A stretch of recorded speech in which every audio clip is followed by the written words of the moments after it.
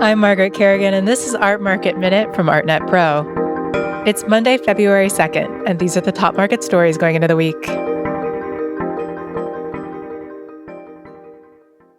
For the past decade, Saudi Arabia's cultural spending has seemed boundless, but that largesse may soon be a thing of the past. Over the last week, so-called giga projects that are part of the Saudis' $2 trillion Vision 2030 plan have been scaled back or halted due to lower oil prices and overspending. The tightening will undoubtedly have international repercussions.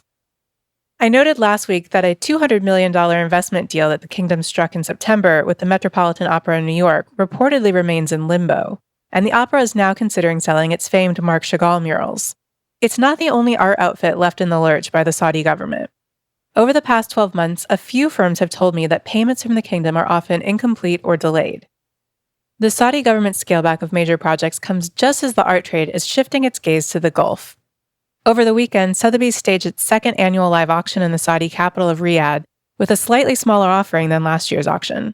A spokesperson for Sotheby's told me that he had confidence in the market's momentum and long-term potential, and that large infrastructural projects by nature require recalibration.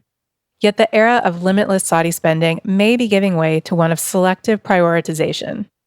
The kingdom has narrowed its focus to 5 key Vision 2030 projects in the short term, which include one of its biggest arts initiatives, the sprawling $63 billion Diriyah Cultural Zone on the outskirts of Riyadh, which will be home to 9 museums, art galleries, performing arts centers, luxury retailers, and restaurants. The kingdom also just recently opened its financial markets to all foreign investors beginning February 1st to attract more money from abroad and improve market liquidity.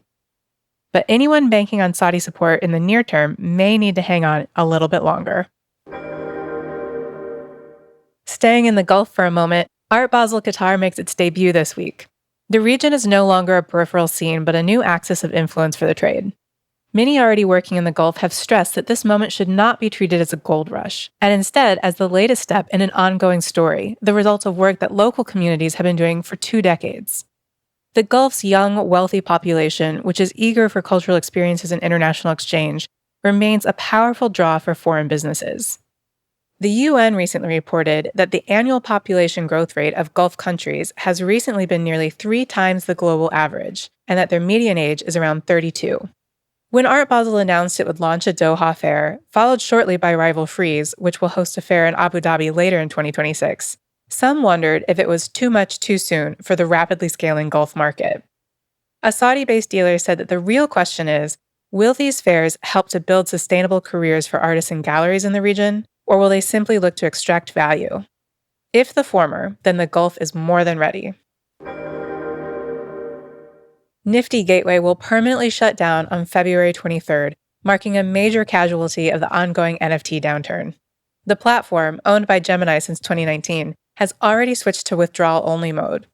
The NFT market reached an all-time high in 2021, but recent reports show that the market collapsed shortly after that, with estimated trading volumes dropping from a peak of $4 billion to roughly $800 million within a single year.